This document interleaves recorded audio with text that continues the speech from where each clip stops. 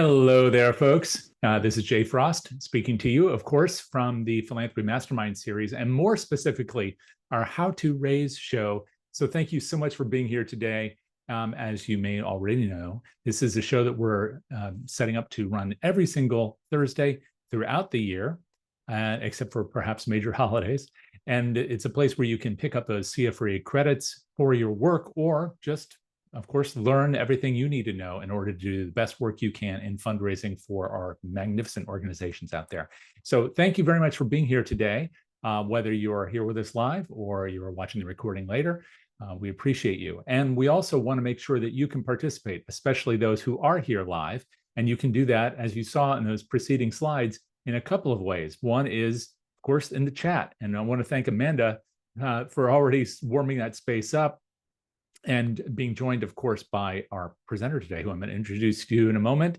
And let me see, Alicia and Jennifer and others right there. Please join them in saying hello to your colleagues here in the space, and maybe which part of the country or the world that you're from, perhaps which organization you're with. All of that information is really helpful as context to our presenter, so that when she shares with you, she knows something, she'll be able to tell stories in a way that really makes sense and are relevant to your needs. So again, join us in the chat. If you also want to use the Q&A, please do that throughout. We'll be monitoring that to draw your questions into the conversation. So both those spaces are really for you.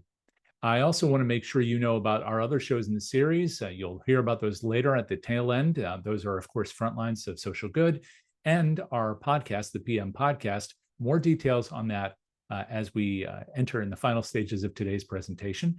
And I also want to acknowledge our sponsor, DonorSearch. You won't be hearing anything about them today unless our guest chooses to mention them for some reason, but it's not through any lack of affection. If it were not for DonorSearch, we could not be here bringing this to you. So our thanks to them for sponsoring this series now in our 10th year. If you want to learn more about them and about your donors, you can learn plenty of them about them through DonorSearch. You can do that at DonorSearch.net. And while you're there, if you look under the resources tab, you'll see a catalog of literally hundreds of programs in this series that are available for you for free, all of which are, like today's, non-commercial and highly educational. So again, that's at DonorSearch.net. Now with that, I want to turn over to introducing our presenter today, who is Natalie Root, as you probably know. Natalie is the founder and CEO of the Root Agency, where she developed the team's 4D approach to help philanthropy take root and grow. She carries both the CFRE, very relevant to today's series, and a PMP, and she can tell you what that is if you don't know. The Root Agency itself serves hundreds of nonprofits in fundraising, infrastructure and capacity building, capital campaign planning, management, strategic planning, creative services, professional development. There's a lot of experience here at the firm, and it's led by her. She herself has led teams exceeding over $100 million in fundraising efforts across all sectors nationwide. It's really a pleasure to welcome Natalie Root. Thank you so much for being here, Natalie. Thank you for having me. I'm excited to be here. Just to share with you all, the PMP is Project Management Professional, which comes into play for many of us who serve in development director roles, or we lead committees in fundraising. So we'll talk a little bit about that as it relates to creating the case for support, identifying donors, and making the ask best practices today. So let's jump in. I'm going to share screen. And we'll get the presentation going here.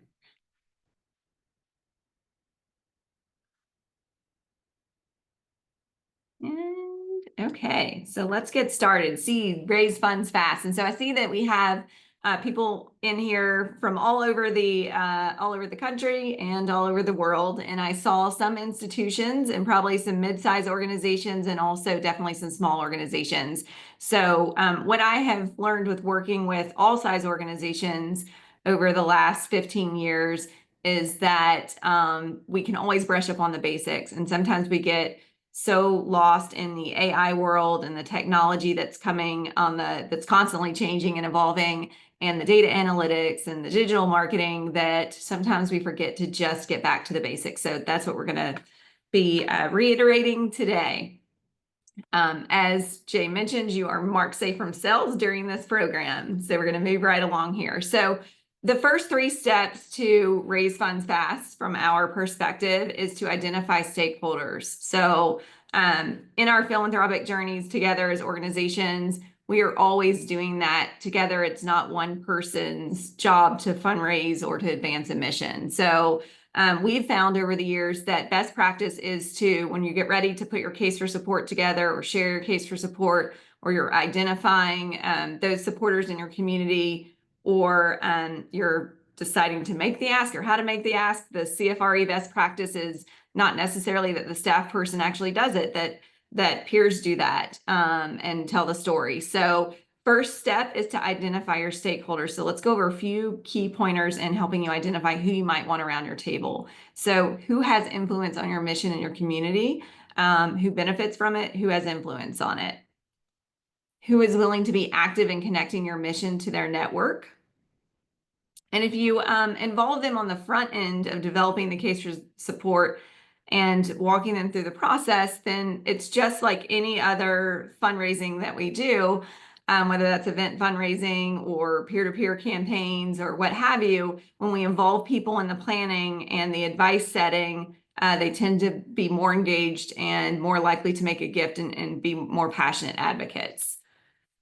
Think about who can support you in raising funds fast, who's ready to help you activate, who's ready to show up, who can commit to the work, and how, what kind of time permits do they have to be able to support you in those efforts.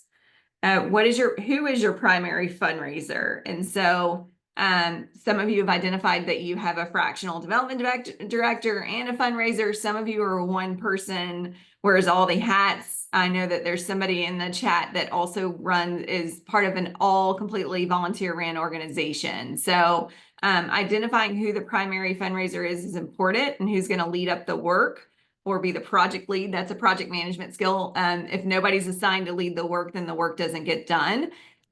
So even if it's an informal volunteer, assigning a leader is important. And then secondarily, the counter to that is that we are all fundraisers. Everybody is an advocate of the mission and could and should be able to ask for financial support. Who has communication skills? And those communication skills can be broad. Who has public speaking skills? Who has writing skills? Who has the digital skills? Who has the social media skills? And who has graphic design skills? So thinking about who you want around your team, these are all the first steps in preparing to craft your case for support. So let's jump into crafting a compelling case for support. So what is it? We should back up, because some of us forget what a case for support even is. So I don't like to make any assumptions. A case for support is really the story behind why we are asking for financial support or in-kind support, or for somebody even to volunteer their time with us. So understanding the case for support to begin with, what it is, and then why do we need it? So we need it because it maximizes the investment from the donor, because it says we're serious and we know what we're asking for. It sets up for a greater investment later. So if we've been able to tell our story and we've been able to inspire a donor to give a gift once, if we've told a bigger story and painted the picture of a bigger vision, then they're more likely to give again and give more later as we walk through the journey of deepening the connection or the relationship together. It creates a seamless, incredible donor experience, because we're not saying, okay, I want you to transactionally support this, and I want you to transactionally do this, and oh, just wait a minute, we think we're going to go this direction in our organization. So the donor knows where the organization is trying to go and how they fit into that journey. It deepens your credibility. Sometimes I think in the world where we don't want 40-page documents anymore, and we don't want 12-page leave behinds. I think that there is still credibility to having depth and breadth to a vision and telling the stories of an organization, what we're doing. So while we want information succinctly these days, and we have the attention span of a goldfish or less, there's still the depth of our presence in case for support deepens credibility and will attract larger gifts. So I also like to point to some of the data. In 2023, Bank of America put out their most recent study on philanthropy, charitable giving by affluent households. And they do this every few years. So this is the most recent data that I have access to anyway, that's been published. And again, this goes back to the very basics. So when we're developing a case for support, we're not developing it for us, while in some, our strategic plan is developing that for us. The case for support is how we're telling the story to the world of what we, how they can engage with our mission, how they can advance. So step number one, let's understand who we're trying to share our story with and who we're trying to inspire and motivate and share our aspirations with. So this has not changed in the last 15 years. People give because they of their personal values and beliefs. So developing a case for support should mirror the things that are the elements that are factors that are most important to each potential donor. So when you are able to share your case for support and you start with your why instead of your what and your how, and that's a Simon Sinek for those of you that are fans of his, then we already connect with the same values, and my heart is already, strings are already ready to be pulled, and you have my attention because I know that we share a connection in that way. There's an interest in the issue area. So maybe we have an interest in the environment if we're the younger generation. And maybe we have interest in the empowerment of women through the Junior League. Looking at some of the other organizations on here that are on here today. So really trying to discern what the area, issue, or interest is that we're sharing with the donor is their second reason that they choose to give. Third, being recognizable or reputable nonprofit. I did see some of you are with like Second Harvest Food Bank, Junior League. Those are reputable national nonprofits. Salvation Army. Several of you had that going for you in your favor. Others are going to have to work a little bit harder to get your brand recognition out there to become part of the reason. And you do that, the reason people give, and you do that by sharing a case for support that has a vision that is concrete, asking for support, and then delivering what you said you were going to do. And that builds trust and credibility, just like it does with all of our human relationships.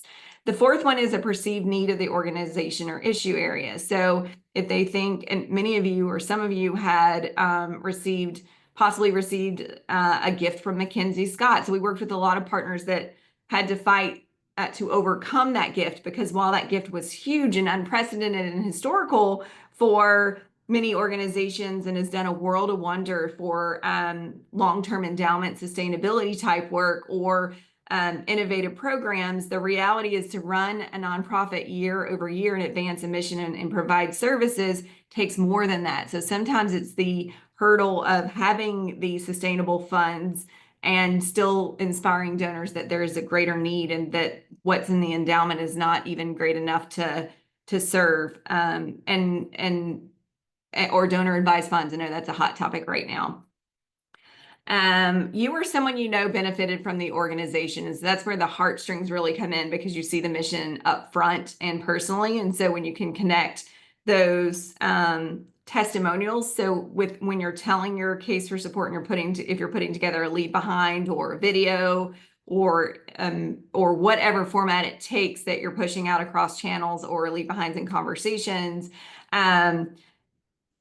being able to tell the testimonials that other people would relate to, or that they have experienced themselves through other family members and friends that have benefited through the organization.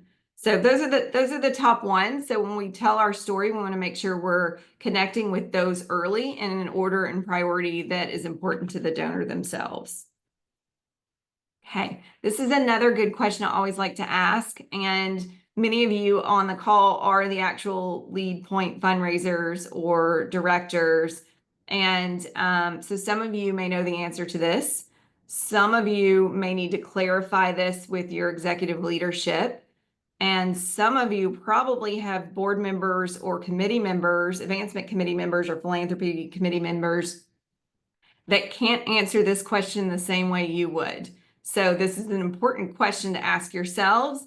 to ask your leadership and to ensure that everyone can answer on the same page as an organization. So, and I know that this is just a gift example for a smaller mid-sized organization. Some of you are in institutions where it would be, what would a 7-figure gift do? So, you can scale that number according to your audience, but what would you do with a $50,000 or $100,000 gift to best advance your mission? And the reality is that everybody should be on the same page of what that answer is. Is it, we would hire somebody else and we're going to do X. We would serve X more students, or we would be able to feed X number of families, or we were able to buy a refrigerated truck for $50,000, and then that's going to help us serve X, Y, and Z, or it's going to help us be able to get food out more frequently than just having a base warehouse open. So this is an important question for you all to be able to answer in a case for support, but that all the fundraisers around the table are also sharing, and advocates are being able to answer it the same way. This also is prepping you for a meeting with a donor. We always say, there's a journey to developing a relationship, and we would never swipe somebody on a dating app, go to the coffee shop and ask them to marry us right away. That's kind of the old school example of saying that. But however, we had to be prepared in fundraising. We had to be prepared when the shoe is on the other foot, and they say, "Well, I have $100,000. What would you do with it?" And many organizations aren't necessarily prepared to answer that. And I need to think about it. Probably isn't that. It doesn't instill confidence in the donor who wants to give you. They may think twice about actually then investing in your organization. Here's another way to think about the question. What would you invest in first if you 3x your revenue? So if you're going to raise money fast, what are you trying to do with that? What would you do with that? So this is another way. And again, every ambassador, every champion, every advocate should be answering the same way, because we should all know what the strategic plan and vision is for the organization. What resources do you need? So that's another way to ask yourselves that question. Oftentimes, I know this is always a big topic of conversation in the industry is, is every dollar going to impact and community service and program, if you will, or is it okay for us to invest in infrastructure, and how do we tell that story? And I'm a huge fan of, same side of as the for-profit world, if we're not investing in our revenue and we're not creating a sustainable pipeline, then we actually can't sustain and advance our mission. So we do have to set aside funds to do that. And that usually means people. It means marketing campaigns. It may mean that we need to invest in CRM to help us better build our relationships and manage those relationships. It may mean digital marketing. It may mean some of the AI tools out there. It may mean data analysis. So I think it's important for you to know and identify what you need to actually grow and advance your mission. And it's okay to talk to a donor like that. Many of our donors come from the business world. They're not necessarily in the nonprofit space, so their brains are already attuned to understanding that if we just share that story more often. Okay, so let's move into who will we invite to invest in our mission? And that's how I like to think of it, as we're inviting investors, not somebody to transactionally give. And while they may transactionally give to begin with, and that's how we personally connected with them, or that's our entry point to be able to follow up and connect. I really like to think of it as, and so do all of our CFREs and professionals, a deepened relationship, or a relationship to build over time. And so we're going on a journey together, and we're investing in a mission and the advancement of it, not just serving a child or serving a family food. And while that has tons of rippling effect in the world, I think it's also good to identify the bigger journey of where we're going. Okay, here's some more data that some of the pros on this call may be familiar with. And again, I like to always point myself back to it, because when we're getting into the mix of identifying who are we going to ask, sometimes we get caught up in the wrong spaces, or maybe not the wrong spaces, but maybe we spend too much time on one audience and we're missing a world of opportunity in another audience. So just want to point us back to this data resource. Every year, Giving USA puts out their annual report on the philanthropic charitable donations and experiences from the previous years. So we're about I guess we're a little over halfway through. The next year will come out in June. But what I will have to say is there's not a whole lot. And when you look at the big picture, there's not a whole lot of change over the last 20 years. Individuals are still the number one people that are making donations. So when we develop our case for support, and we also start to identify who it is that we can engage, many times our comfort level lies with corporations or grant writing or foundations. But let's not forget to get out of our comfort zone. And we're going to talk about that in the last section at the end of this, of how to get in the right mindset and get comfortable with asking those in our personal network as well. 19% of the dollars were donated by foundations. But if you think of at least half of that being individual family foundations, with individuals being the drivers, then that bumps that numbers up of individual decision makers and individual conversations that need to happen in the case for support shape for each individual up. 8% bequests, planned giving, 7% corporations. So I also like to think about Lean Six Sigma, which is part of PNP, but also its own practice, its own institutional practice. And it just means creating less tools, less documents, and being more efficient with it. So when we prepare a case for support, we like to think about all the ways that somebody can give on a page instead of just something for an individual, which would be, for example, transferring stock, donor advised funds, cash check, online giving, for example. I won't name all the vehicles, but that would be an individual. But when we go and speak to a corporation and we're thinking about all the buckets, and in different companies, there are different buckets. So banks, as we know, have the Reinvestment Act, in which they have a pool of money that they're required to give away in their backyards to make a difference. Other companies have different structures, whether they have a separate foundation for their giving, or their corporate social responsibility strategies are housed in the corporate or company entity itself. You think about the marketing dollar buckets, you think about the employee engagement bucket. So that really comes under people, talent, old school HR is what we used to refer to that as.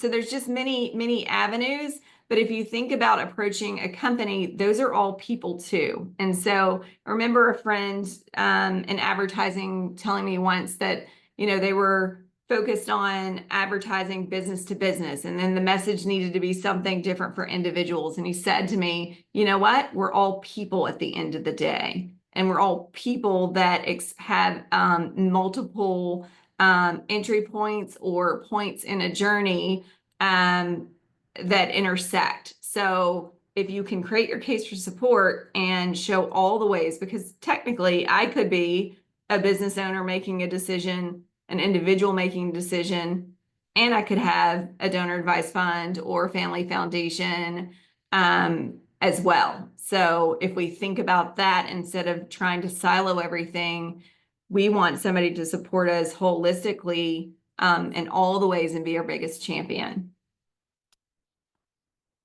This is contributions by sector, and I like this one, not to point out that one receives more money than another, or to get dejected if we're in the arts and culture, or we're in the SPCA, animal welfare on here. So not to get dejected, but I like to use this as let's think about how we tell our story. So while we may be the SPCA, we are also really human services. There is, our pets are our family members. So think about how you're telling your story in ways that resonate with different donor interests, which could be actually across sectors. Just a little CFRE pointer here. Of course, we all know that that donors don't drive strategy, or we don't necessarily just decide to go create a program because a donor is interested in it. It has to be part of our strategic plan and make sense for our mission. It's just that of the things we're already doing, how do we tell the story? How do we tell the story that reaches across priorities for a donor?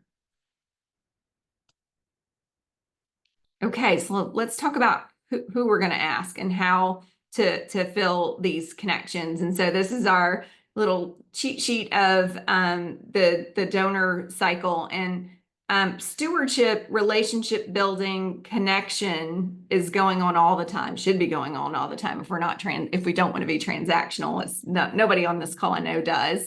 We all care about the relationships and the people that support us.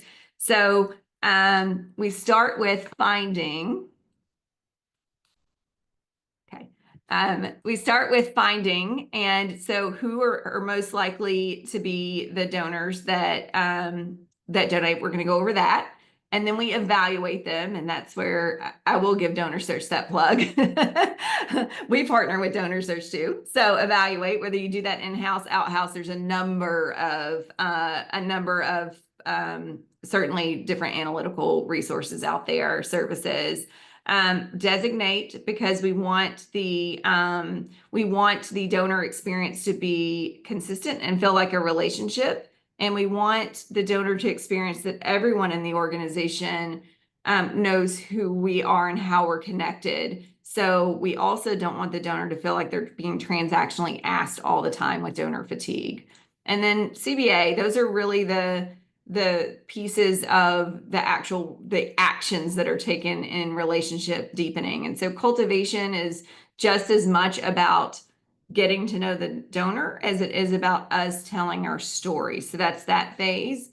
And then briefing is being a little bit more specific about an initiative, or even your annual fund goals, and what is that actually going to do for you, or what does it actually support, what does it accomplish?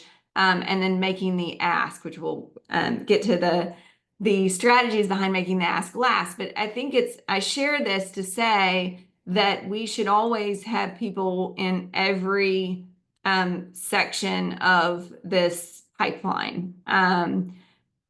As we're finding and bringing new people to the table, we want to constantly evaluate what's the next step for them, and what potentially could be the first ask or the next ask invitation for them to give, and who are the right parties to do that with. So, and then if we only have people in cultivation mode, and so when we're in an institution with an endowment, we're fully funded and we're fundraising to keep growing, that's one thing. But when most of us probably on this call don't have an overwhelming amount of reserves or endowments, and so therefore if we're only cultivating and never asking, we're in a really scary spot financially for our mission. If we're only asking and we're not cultivating, at some point, for those of us that have not so wide of a donor base, we're running out of donors and we're experiencing donor fatigue. So it's very important that we have identified prospective donors at each stage in the cycle. So let's talk about how we're going to fill those, how we find and fill those connections. So existing supporters, of course, that's the obvious. Volunteers, some of us forget about our volunteers. Many of us are afraid or don't want to, or feel guilty about asking our volunteers because some of them give so much of their time. But studies show and research shows that volunteers are actually most likely to give because they see the mission up front and personally. So some of them will say, hey, I give them my time. It's not to say that you're going to get 100% yeses from them, but let's also not forget to evaluate them and find out who knows them and what their reason for volunteering is. And those volunteers are also strong connectors. I always love to tell the story. We work with a lot of Big Brothers Big Sisters agencies, and I always love to tell the story that my biological brother, was a Big Brother for his entire law school career and well into marriage and having his first baby. And at the time, I was a consultant on the road all the time. I lived out of hotels. So me Virtual mentoring wasn't a thing back then. And so for me to mentor wasn't possible. But if my brother had asked me to financially support or sponsor his little brother, who was at all of our family gatherings, was part of his wedding, we were at his high school graduation, would have I been compelled to give? An absolutely. But no one prepared my brother to do that, or my brother didn't engage to do it. And at that time, that was prior to all this fundraising experience in which I would have just volunteered to do it myself. So all that said, don't forget that audience. It's often overlooked because we feel guilty about it. Your vendors that you contract, local chambers of commerce, nonprofit groups are great to connect with in order to help you identify others. And then community foundations, certainly always meeting with them to figure out, who that they can connect you with. These are the 3 A's of your best connections. So access, affinity, ability is when those 3 intersect, it's the person that's most likely to give. And so I'll just share a couple sentences about each one of those. Affinity means that I have a love for your organization or your mission. I'm connected to it. I'm in the industry of philanthropy. There's not too much I don't connect with. And that's what I love about the consulting work, because I connect with a lot of different missions. But for some people, they do have a top 3 that they connect with. So if you're in, let's just say that their top 3 are environment, religion, and education, and you're in arts, unless you have an arts education program, which you could, then that may not be your best likely donor, and that's okay. Ability. So definitely in an inclusive, equitable thought space here in terms of inviting everyone to give. When I say ability, I really like to think about it's what opportunity are we plating that's appropriate for each audience. So are we asking them to give a monthly recurring gift, or are we asking them to give a major gift, and at what level? So they're most likely to donate is not necessarily just because of their ability, it's helping you segment your message and plate an appropriate invitation. And then access. I name dropped Mackenzie Scott. I personally do not have access to Mackenzie Scott. Our clients certainly did it at different points, but if your organization doesn't have access to them, even if they have affinity for your sector and they have ability to give, then you can't even get in front of them to make the ask or develop the relationship. So there's probably not the person you need to spend all your time focusing on. So when those 3 intersect, those are the people that we want to prioritize first, while we are also continuing to fill a pipeline and evaluate these 3 A's. And then naturally, our events, our communications could potentially help build affinity for your mission, but that's not your primary focus first and foremost. Okay, so evaluating who are your connections. So we look at quantitative and qualitative. So quantitative is really RFM analysis. It's your previous donations. How recently did they give? It's the frequency of their gifts, which also demonstrate engagement, and then capacity. And that can be seen either in in-house data, which you all have, you can all see what your largest gifts are in-house, or you can externally research with many different vendors in the market. Qualitative. So while there is, and we were just having this pre-conversation before this session, while there is all the AI, and while there is all the data analytics, and while there are the data can point to who win and what and how, nothing replaces the relationship building or the qualitative part of the evaluating process. So after you get your data and you think about who in the data is showing is you're most likely to give and what they're most likely to give again or for the first time, you also don't want to fall short of having the qualitative conversations and evaluations, and think about the linkage to your mission. How is this person already involved? How could you get them involved, or how is involvement part of this deepening the relationship before you get to the ask? what are they an advocate? So your loudest champions also who are involved and also have linkage and also have donated are more likely to give. And then there's the anecdotal piece, and it's the respectful humanity piece of understanding, where someone is in their life journey. Have they had a major event that's going to impact giving? And just tells us, and some of those don't necessarily indicate that we shouldn't make an ask. I've certainly worked with board members down to end of life because their goal was to live every last breath. In other instances, people may be really sick and that's not where they need to spend their time and attention, so it would be seen as disrespectful. So that's where the art of this qualitative comes in. And as CFREs, we are always called to put the donor first and really listen here and respond to their intentions. Okay, making the ask with confidence. So let's jump into this part. So I'm a fan of go big or go home. I've been in a lot of capital campaign environments with urgency. And then I founded the Root Agency for many organizations that needed to grow or scale their missions. And many times there's the balance of responding and hearing to a donor's needs, but also advocating the urgency of your organization's mission. And so that's where my go big or go home comes in, even though I'm listening and I'm not going to put myself in a position as a fundraiser that is unethical or just even inconsiderate as a human being. If it is appropriate, then why would we not advocate for something that we are most passionate about and then we know is going to do a world of good? So determining what to ask for individuals, corporations, and foundations. And part of that is through the conversation. So in addition to the data, in addition to the internal qualitative conversations that you have, it's also okay to talk to the donor about what gift range do they see themselves giving in?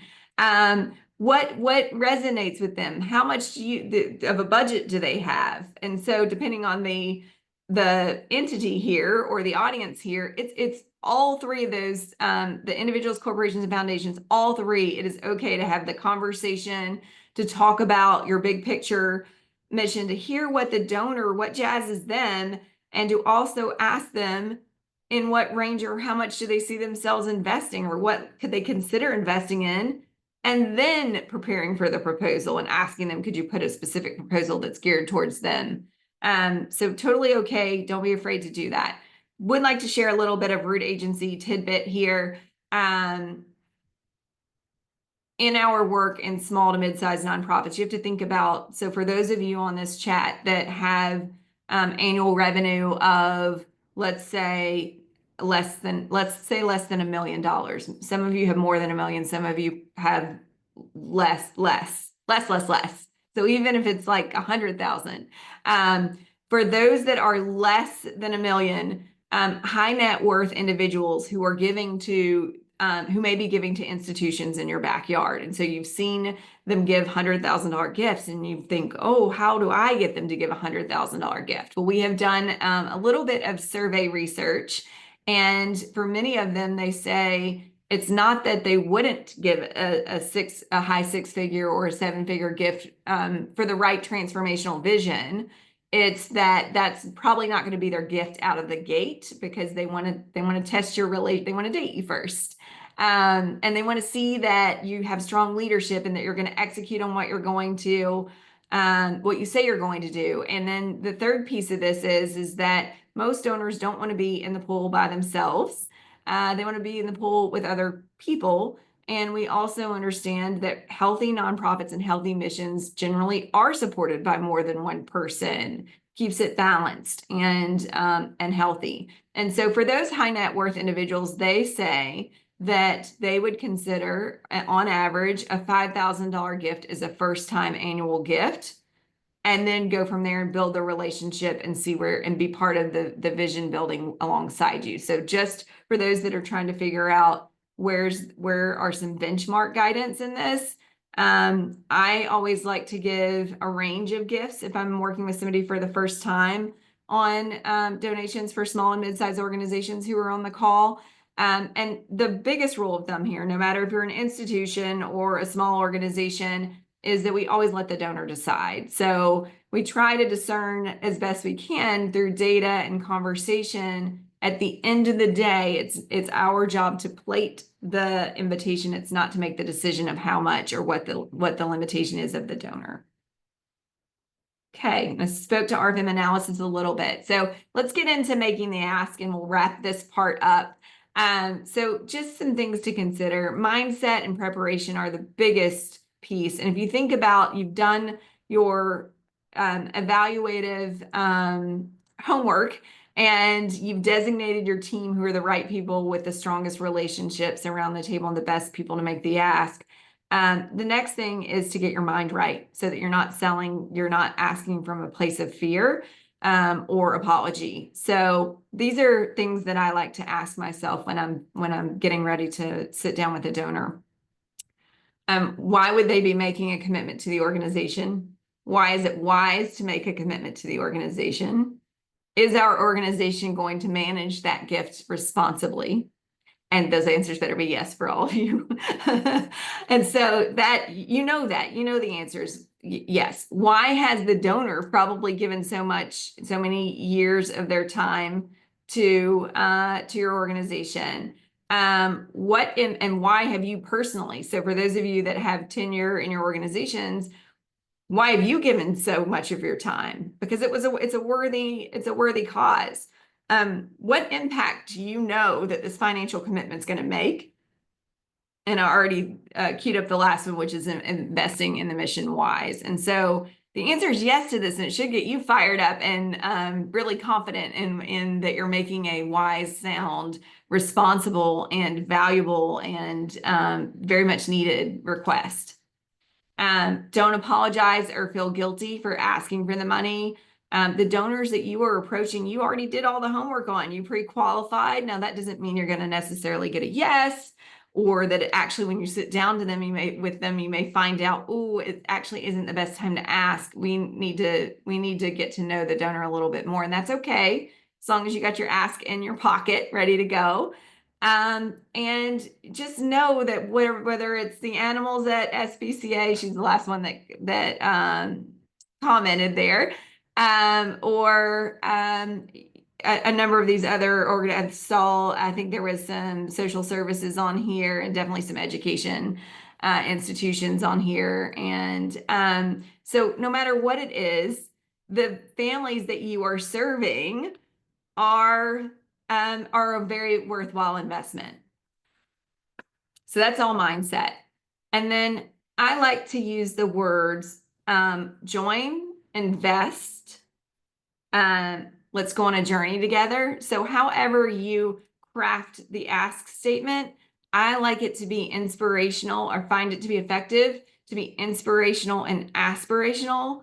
And it's not a me versus you, or I'm asking something from you. I'm asking you to go with me on a journey to advance my mission. So those are just some key phrases that I use. Let's be a change maker. I'm inviting you to be a champion. So those are inclusive words versus I'm asking something from you for me, because that's not the goal here. So you want to present your case for support, which you've hopefully, those few questions have helped you kind of hone in and paint a more aspirational vision for your need. You're telling the personal stories. Before you get to the ask, you want to invite the donor to share how they intersect with the mission. How has it touched them? How do they see it? So it's one thing for us to do all the talking and share and presenting, and that piece is important to be able to be confident in that and straightforward and have a plan. It's also very critical that we stop long enough to ask the donor what their perspective is. And if you do that, then they are already telling you and telling themselves that this is a wise investment. This is something I really care about. And so then when we get through that piece, then we want to be confident, straightforward, and specific. So it's not well, whatever you would give. No, because we have a plan. Yes, we'll accept all gifts. And but many times people need us to tell them what role they really need us to play. How do they need us individually, specifically, or as a representative of a company or a foundation to support? Make it personal, and I can't say the word specific enough. So I did mention range. And if you are asking for a range, which we use this strategy quite a bit in asks, we are specific about the range. So we plate the range that is a stretch range that we think that the donor could be in. So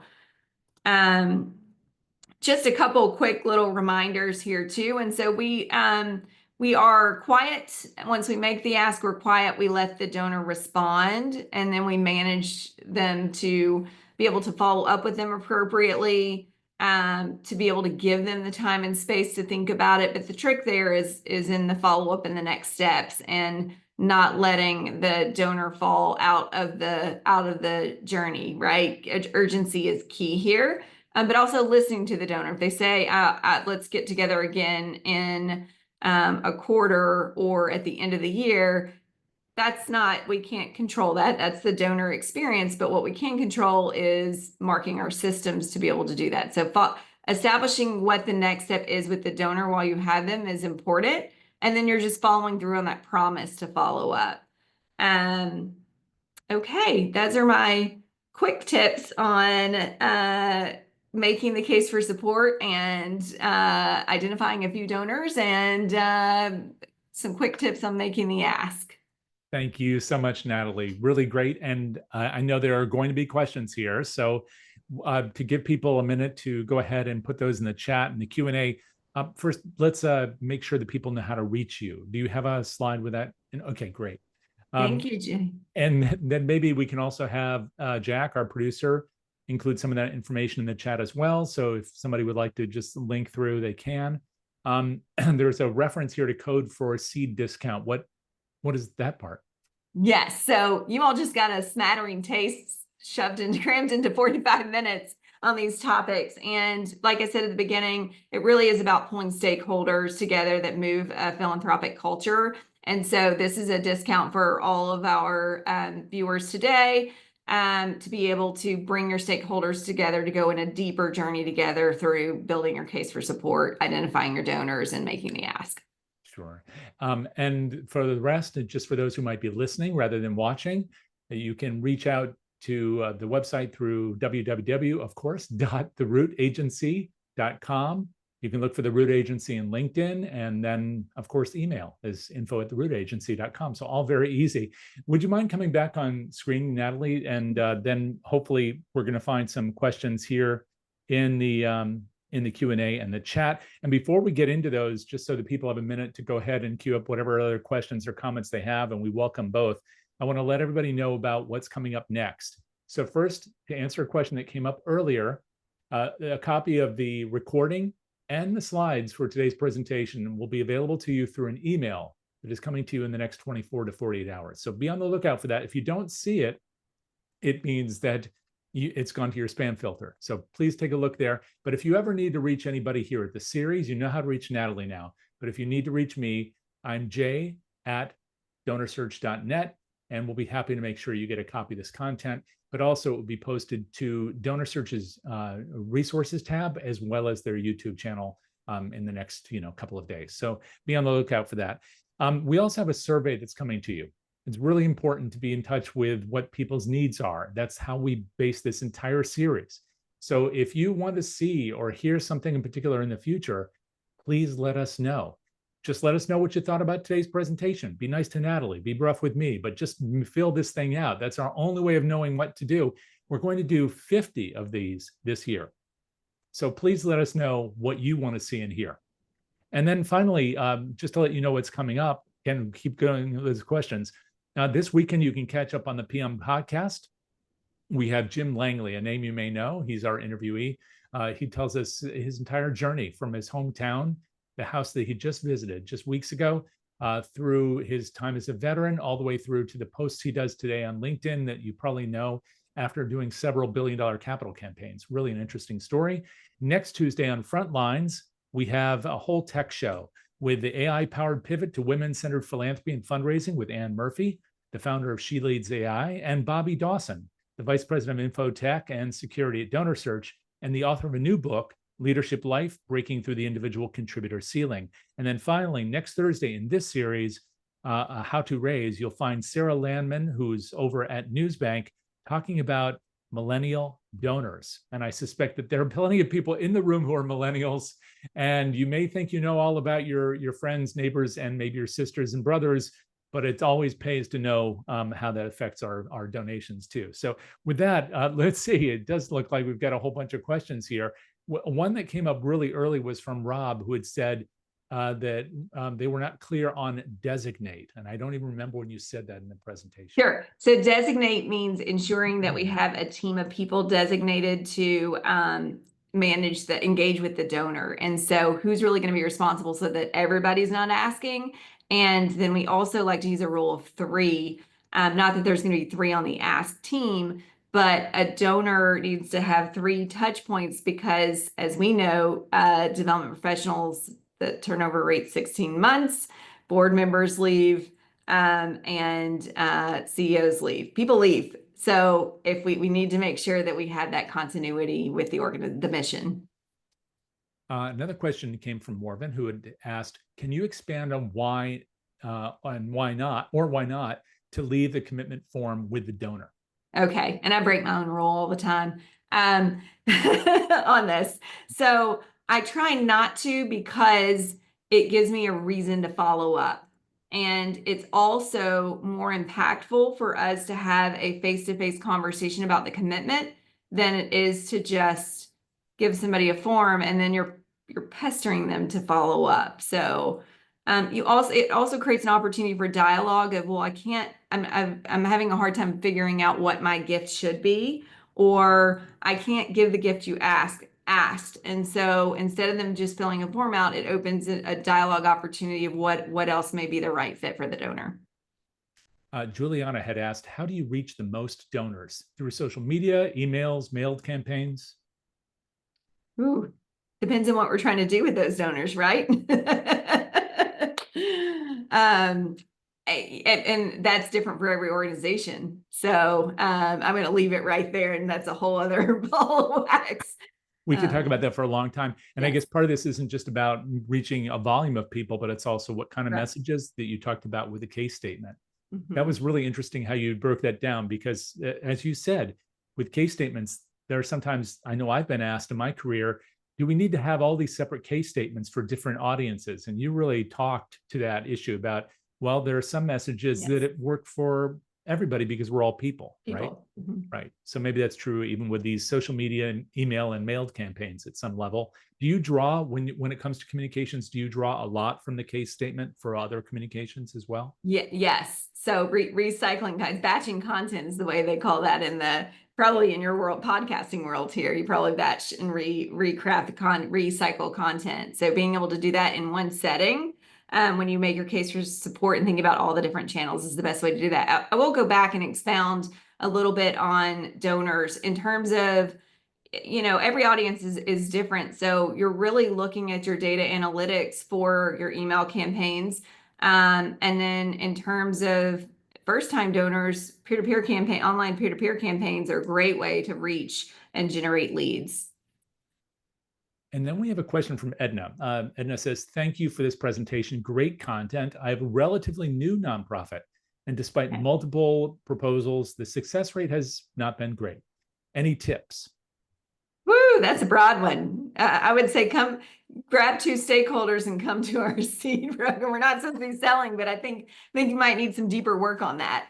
Yeah, I mean, maybe you can give us an example of how the process, not necessarily needing to participate in the program, but how that process has been helpful for organizations who are trying to go from kind of very modest returns to larger returns. Well, I think there's the credibility of more than one person. So if you have, if you go 2 by 2, then there's more credibility in that ask. And so if I were to give one tip, that would be it. Don't go alone. Ask somebody else that has a reputable, credible reputation too. And then already your organization has more credibility in the request, especially for a startup. Right. And now again, you were talking and you said this early in the presentation about how there are some people here in the room who might be way, way less than $1 million. Mhm. And there are others who are obviously either their organization or they're part of a global or national Sure. organization that's hundreds of millions of dollars. Correct. The experience is different. But so when you're pulling people together in a cohort, or if people are Mhm. finding others in their community, let's say through an AFP chapter, and they want to Sure. find somebody else to share ideas with, how important is it to find somebody whose experience is very similar to your own, either in terms of work that you do or the size and scale of it? And how much is a matter of learning from people who have kind of, been on that road before and maybe you're a little bit larger? That's always the trick learning question, right? Do we learn from a homogenous group, or what can we learn? And so there's value to both, is what I would say. Certainly I would find colleagues in a similar scenario, but what I will say about seed and getting back to the basics, this is what we teach in institutions. So it's a matter of, even though we may be professionals in the institution, our boards, our campaign committees, our alumni committees are not professionals in the field. So getting them educated will help you on your journey of fundraising. You've given us a lot to work with today. If you were going to summarize the whole thing and just say, Ooh. here are the big three things that you need to do when you leave this session today, what might they be? uh, find two friends and sit down and do the work of starting to answer those questions of what is the big picture answer for 100,000 or 500,000 or whatever that dollar amount is, and begin to test that out with each other, and then identify your top 10 people you're going to go test the case out and make the ask. Schedule the first, find your stakeholders, make your list, make your case, figure out what you're asking for, and you can do this in a couple weeks' time. We've had organizations turn impact around and results around in 4 weeks. So depends on where you are with case for support, but smaller groups can turn this around fast. You typically all need infrastructure. And if you're in that boat, and then if you're in an institution, usually you have a case for support. So bring a couple stakeholders that are going to help you identify others. Perfect. Thank you so much, Natalie, for all of this. Really do appreciate it. All right. Thank you. And thank you, everybody, Pleasure. for being here with us. Again, you have Natalie's contact information there. If you want to learn more about her work, please be on the lookout for that email.